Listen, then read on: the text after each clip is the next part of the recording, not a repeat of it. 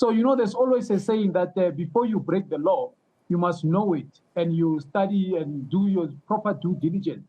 So yesterday we got to listen to General Dumisani Khumalo. Okay, he finally made his way into the witness box over there at the Malanga Commission, where he read his 78-page long statement affidavit into the record, and boy, oh boy, did he drop some bombs.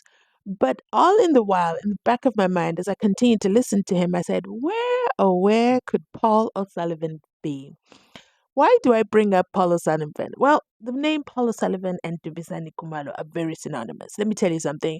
After Umkhwanazi did that press briefing, Paul O'Sullivan went on a media tour singing, okay? And he was not singing praises of Dumisani Khumalo. In fact, let you listen to what he said. Of the police service in general. And when you have someone like Umkhwanazi, who's heavily involved with Khumalo of crime intelligence, and that's clear from seeing the media release that he did, where he was waxing lyrical about how good Khumalo is, and that Khumalo was project managing this event in Gauteng that resulted in the seizure of Kat Matlala's cellular phone. What he failed to point out is that Khumalo is a divisional commander of crime intelligence. Crime intelligence should not be involved in any operation whatsoever other than intelligence gathering. So I'm left puzzled as to why Khumalo led an operation to arrest Kat Matlala. I'm not saying Kat Matlala shouldn't have been arrested. There's no doubt he should have been arrested. In fact, he should have been arrested several years ago. If crime intelligence were doing their job several years ago, Kat Matlala would have been arrested long before he or anybody connected to him arranged for the murder of Babita Dikaran, the accountant in the health department that flagged the theft by various individuals from Tembisa Hospital. Now, it's the shortcomings in crime intelligence that has helped to bring this country to its knees. And if we turn the clock back, which is what I did, I went back to 2012. In fact, I went back further than that. I opened a criminal complaint against the then head of crime intelligence, a fellow by the name of Richard Ndluli. And I opened that complaint in 2009. And at that time, I alleged that Richard Ndluli had seen the crime intelligence secret services account. It's a heavy sentence secret service account, so I just refer to it as the slush fund because that's what it is. Richard Ndluli saw the slush fund as his own personal piggy bank, and he was stealing from it left, right, and center. And that was in 2009. Nothing has changed. Here we are now, 16 years later, the theft is continuing, and the theft is being carried out by all the people that are running crime intelligence, including the hierarchy of the police, because it's been sanctioned by Masemola, the current commissioner of the police, and some of that cash is finding its way into the illicit operations being run by Umkhwanazi in KZN, and I'll come back to that later. Well, it's been weeks since we heard from Paul O'Sullivan. We've actually heard from Umkhwanazi. We've heard from Masemola. And then most definitely we just heard and still ongoing General Dumisani Khumalo and the slush fund that Paul O'Sullivan really has issues with. Do you remember the media going on and on and on about the arrest of Masemola? It is imminent. Any moment now, Masemola is about to be arrested. And then he didn't get arrested. Instead, he walked into the commission and out of the commission after giving his testimony. No arrests then either. So then the question becomes, why was there so much hype about Masemola's arrest? Let's not even forget the hype around General Dumisani Khumalo, okay? The slush fund is being used to purchase buildings. And then that is why he is now in court for the corruption and fraudulent hiring of the BMW brigadier. Okay, that court case is still ongoing, but he came to the Malanga Commission, and I want to say he broke everything down. Okay, he began with his career. Okay, how he's been at SAPS. Okay, for a long, long time, and not only that, he then led evidence where he spoke about Ovusi Kat Matlala, Katie Molefe, and 3 skulls. Okay, we're just going to call them skulls for now because the skulls have no names. The skulls are skeletons in the closet, and crime intelligence is not ready to take us into their confidence and tell us who those skulls are. In fact, it was quite shocking and surprising to see that no. Vusi Kat Matlala, yep, the one with all the suits inside Pagati within the courtroom, is just not the main character. Okay, he's not the main character. No, he's at the bottom of the food chain. Imagine Kat Matlala being at the bottom of the food chain. What more? Who could be at the top? Not only is he at the bottom, Katie Malife is also at the bottom of this food chain. Okay, they're bottom feeders. If this was the ocean, who is at the top? There's also somebody in between the two of them, and then there's a sideline. Okay, there's a side guy. It's such an incredible flow diagram that the general brought to the Madanga Commission, only to stir our curiosity. And then I asked myself, do you think Paul O'Sullivan knows who the skulls are? I have so many names in my head that I'm wondering, you know what?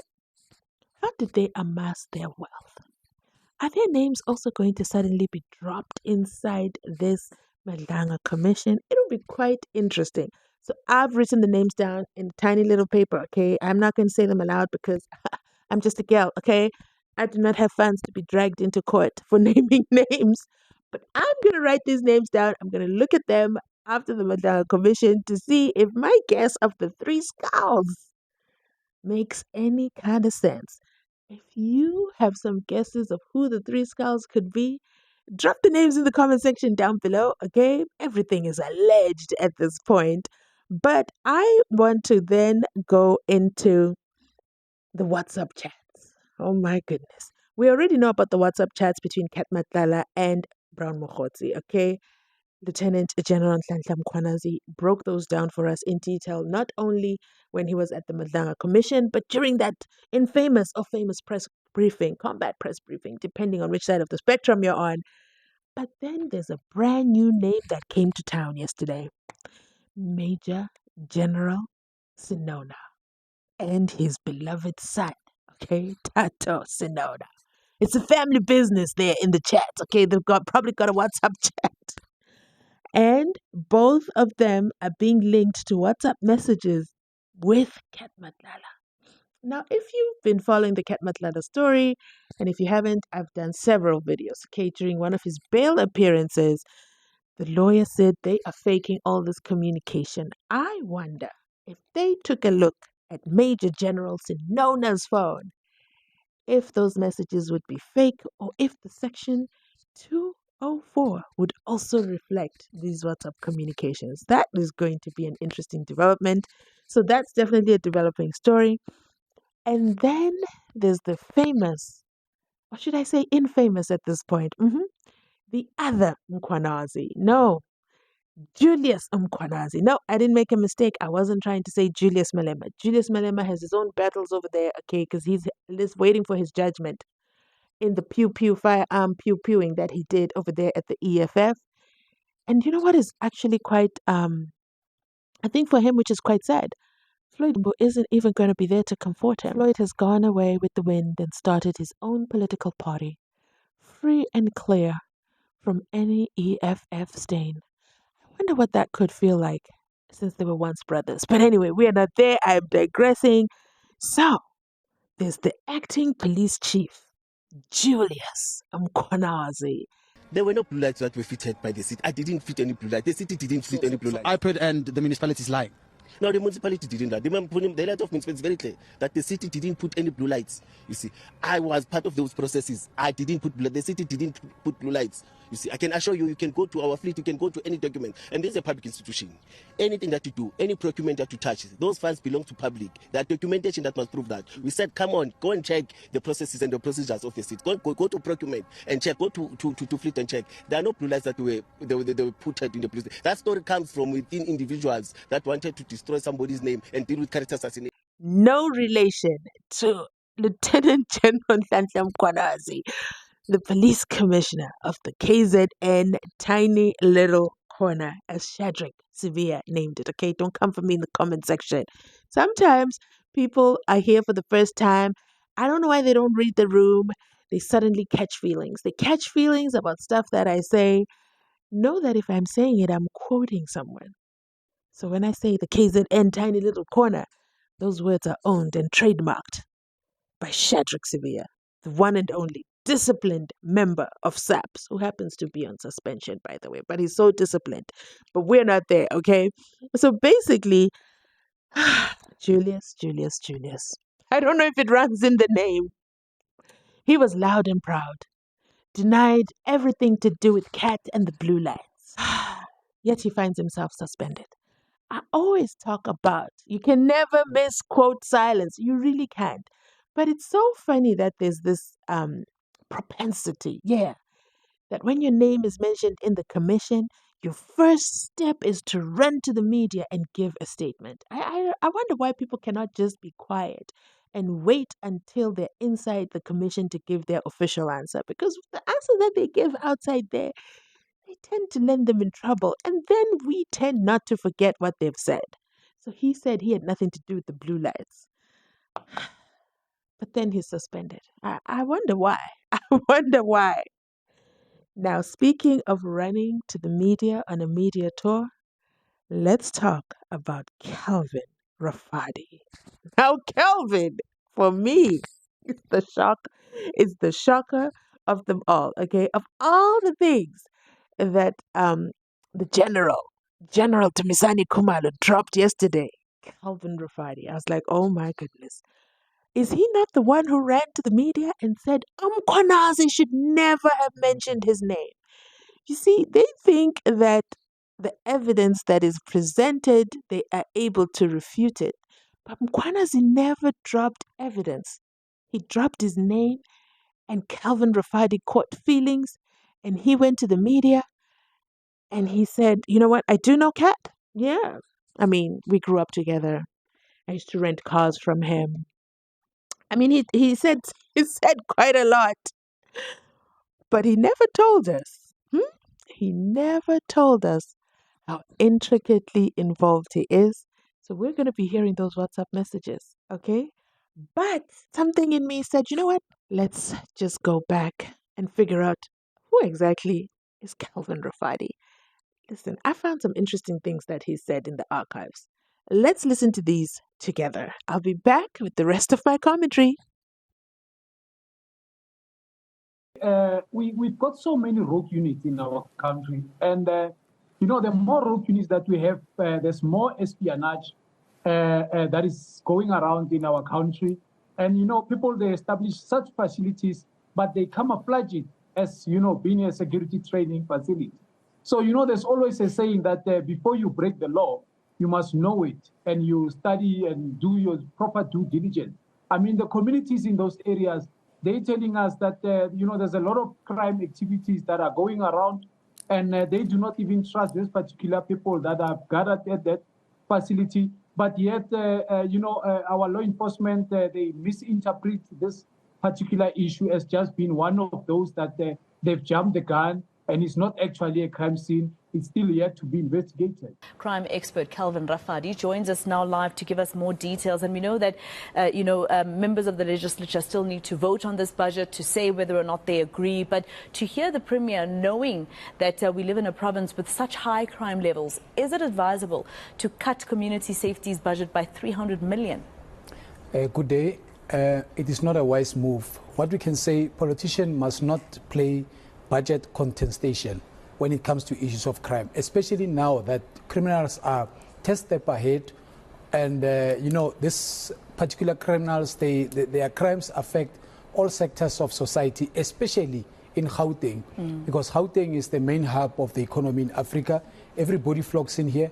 All crimes takes place in this region, and we can't afford to cut the budget and play politics. Any political killing tax team. In fact, where they do good, I'm one of the people who even come out on media and praise the police for that effect. I'm one of the people that always, even when Mkhwanazi does good, and even any other police, I praise them and I condemn situations where we see horrific murders and the likes. But now, to answer you, my role in the police as a forensic practitioner, I'm one of the people who come in as a force multiplier to analyze some of the chain of custody that is being collected.